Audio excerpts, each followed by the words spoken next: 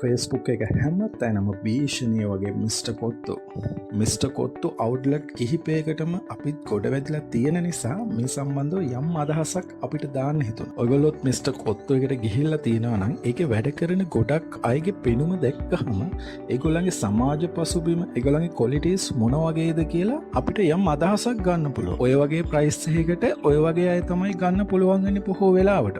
හොඳ ක්වොලිටිස් තියෙන අය ගන්න යම් වැඩි මුදලක් වියදම් කරන්න වෙනවා. ඔය විදිහට ගහලා බැනලා මිනිස්සු හදන්න පුළුවන් ක්‍රමයක් තිබුණා ඉස්සර කාලේ. නමුත් දැන් මිනිස්සු ඔය විදිහට හදන්න බෑ.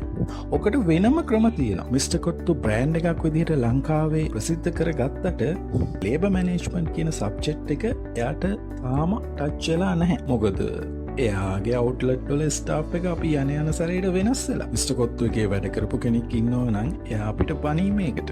හැබැයි අපි දැකපු දේ අපි අත්විඳ දේ තමයි මේ කියන්නේ. හැම කෙනෙකුට උපතින්ම ක්වොලිටිස් එන්නේ නැහැ. ඒක අපි උත්සාහ වෙලා Taman යදෙන ශේෂ්ත්‍රයට අනුව හදා ගන්නවා. කොහොම වුණත් මිස්ටර් කොත්තු එකේ හිමිකරු ඔය කරලා තියෙන වැඩේ නීත්‍යානුකූලවත් මානුෂීයව ඉතාම වැරදි. ඒක තර්ක කරන්න කිසිම කෙනෙකුට බෑ.